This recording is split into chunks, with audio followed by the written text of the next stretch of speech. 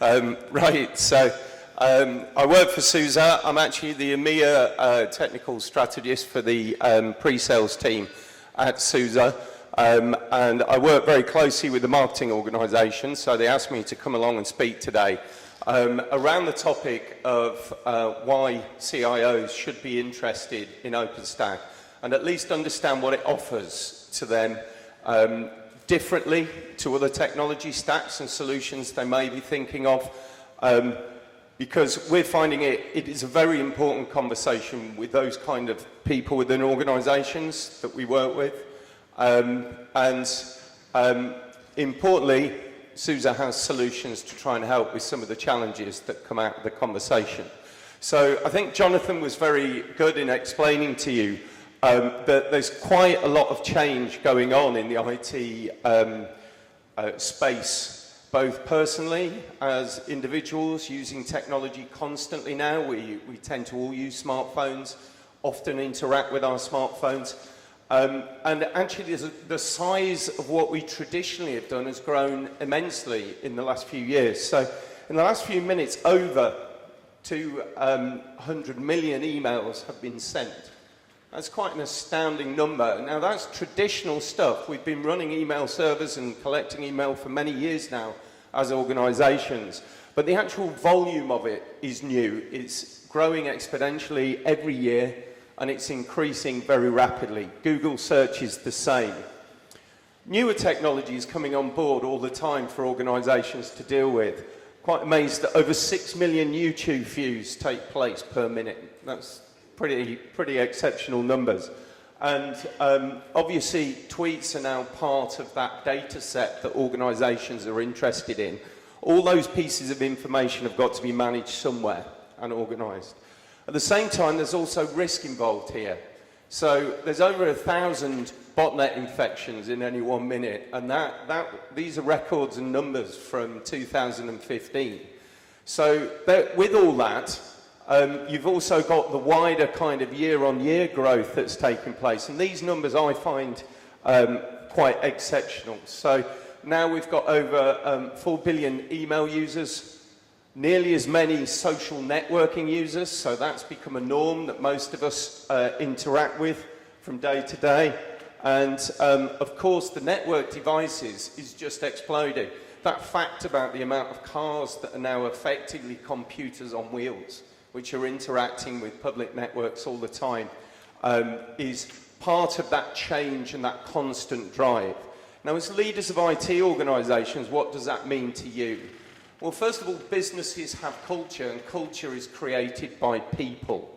And people are getting much more accustomed to rapid change within technology. They're adopting changes in technology that make sense to them very rapidly as they're being delivered. So there's more and more pressure on IT organizations to transform faster. Now that sounds quite an easy thing to say, but to actually do comes some challenge. Obviously that challenge might be around the ability as an organization to be competitive, and I'll talk to that in a little bit of detail later. But at the same time, I'm sure all of you have been faced with either smaller budgets or the same budgets from year on year. Now, that is a challenge because you are actually being asked to do more in the first case of faster response. And at the same time, you're being asked to transform the way you're doing things. The real reason why that matters to leaders of IT operations is this paradigm where technology creates inflection points within markets. Okay, so every so often a technology comes along that is so revolutionary that you get in a situation where the opportunity that Jonathan spoke to earlier, the opportunity to change the way you do things and become a leader in that market becomes available. And really good examples of organizations that have grabbed that opportunity recently have been Netflix and Apple, who have transformed the way markets have been delivered, transformed how things have been done internally to be able to change the whole outlook of particular markets. Other organizations are highlighted here. Sorry if you worked for any of these and you suffered in that process. But organizations that missed that inflection point, Kodak, rental stores for video, Now, I'm sure in Europe, not many of us have walked or rented a video in a physical form very often. Most of us stream our video content nowadays. So there's been a massive technological change in how businesses create wealth and profit using these technologies. But on all that doom and gloom, luckily, OpenStack is one of the solutions that could solve a lot of those challenges and complexity that might come down through change.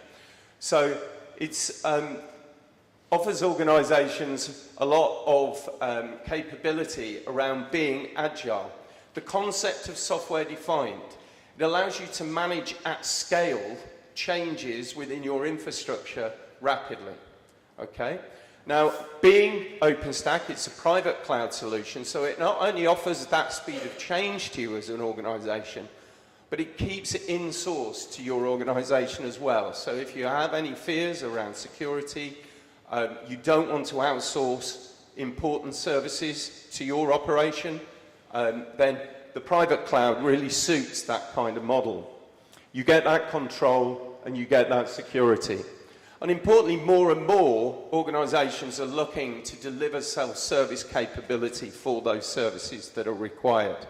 And certainly OpenStack is a great tool for delivering that. So, one of the questions around OpenStack is its maturity. It's been around 6 years. In real terms, 6 years is a long time and a short time in the IT industry. Luckily, over those 6 years, a lot of people have been involved in the community doing some great work. And now, certainly, everyone accepts that OpenStack is very mature in its capabilities and is a platform that organisations can start to rely on as part of their business infrastructure to deliver the services they need to cope with the inflection point of rapid change within their service delivery.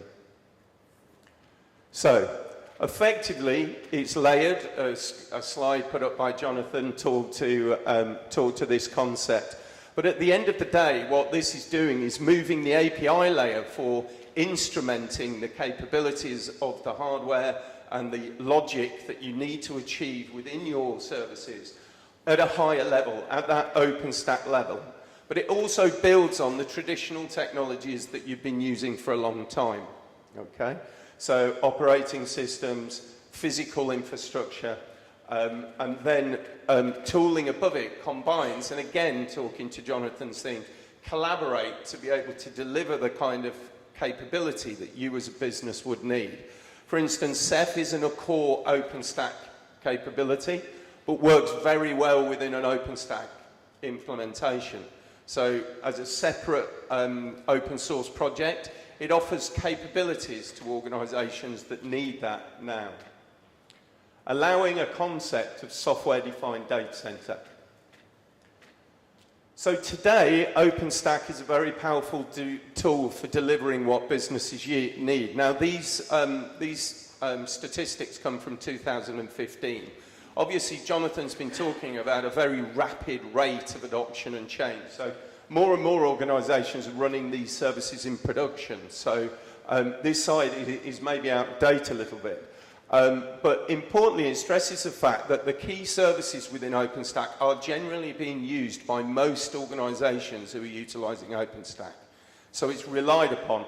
More than half of them are using them in support, in production, very definitely. It also gives you a platform for future-proofing. So the other projects that are around OpenStack, the things that were talked to earlier by Mark, pointing out that there is many projects within OpenStack and not all of them are as mature as others. And they're really future-proofing capabilities. So they're bringing online answers to technical problems that organisations are facing now, ready for future business use. Okay, so what does SUSE do in this space? Well, you may not be aware, but SUSE are a lead OpenStack distributor.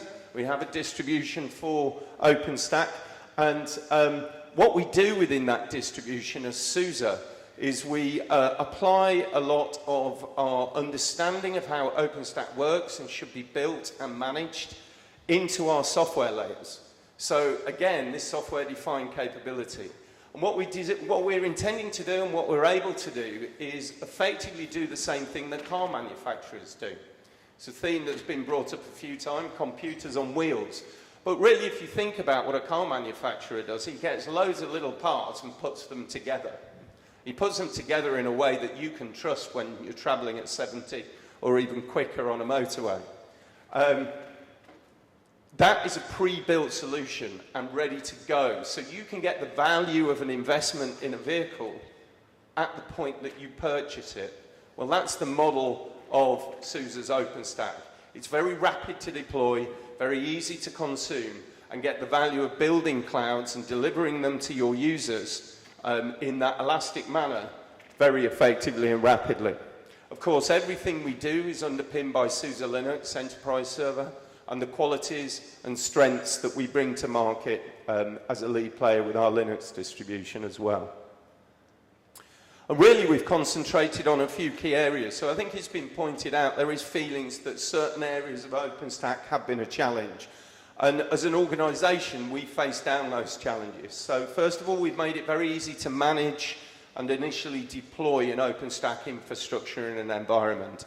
Again, taking that knowledge that we've got about building OpenStack and putting it in a software layer. We've also worked very hard with the community around that stability access. Stability and reliability are the things SUSE does. That is part of their DNA. And we've been leading in the area of high availability, particularly around the OpenStack services and the virtual machines. So we've done a lot of work in those areas and made ourselves also able to support the widest use case of hypervisors. So where we've worked with established relationships with organizations, a lot of them have asked us to help them use different hypervisors within their OpenStack infrastructure. So for quite a while now, you've had the ability to use VMware and KVM within your infrastructure. But SUSE also fully supports Xen as a more traditional open source hypervisor layer that still lots of organizations in Europe are using, and integrate that into your OpenStack infrastructure. We also support integration with Hyper-V, and we also support ZVM now. So if organizations are rather large and using the capabilities of the IBM mainframes for their reliability, scalability, etc., then you can now instrument those as compute hypervisors within your OpenStack environment with SUSE Linux. And of course, we're built on the heritage and the support organization that SUSE has built over time to be a global player in this market. Okay. One of the validations that the marketing guys like us to talk to about our ability of install and management is the fact that in previous OpenStack conferences around the globe, Intel's run some rule the stack competitions, and these have been in some ways light-hearted competitions where they've asked vendors to come along and stand up OpenStack infrastructure for particular use cases with particular quality gates. And SUSE has been the standout winner every time this has been run at OpenStack conferences. And that really says something to me as a technologist. It says my engineers understand OpenStack so well that they've been able to build software that allows rapid deployment and then, of course, stability and usage above that requirement. It was spoken to earlier by Jonathan, but the fact is that, if an organisation is going to adopt cloud, then there's much more than technology updates that need to take place. And as leaders of IT operations, you need to be aware that there will need to be adjustment and change in the whole way that organisation thinks about how it deploys infrastructure for them truly to utilise the capability. I've seen the presentation a few times that Jonathan gives with the example of the 42 days being the initial attempt to reduce the lead time for delivering services in organisations. And that's pretty impressive. It just shows that if you're able to automate the practices of validation, etc., and software define that, as well as automate your infrastructural delivery, then as an organization, you'll be able to embrace the change much more effectively. And to do that, there'll be many, many individuals involved. There'll be lots of stakeholders who need to come on. We talk about it a lot in the OpenStack world, the journey towards really utilizing software-defined data centers. And those stakeholders will have to be convinced of the value of what they're trying to achieve. So there's some work to do around there. You've also got to analyze your processes, which can be a painful process in itself, and really ask hard questions of what the value of those particular steps might be, and whether or not you can change the way they're done, maybe not eradicate those steps, but change the way they're actually achieved to try and utilize the technology. And importantly, what do things mean? So we talk about self-service and what it means to an organization here.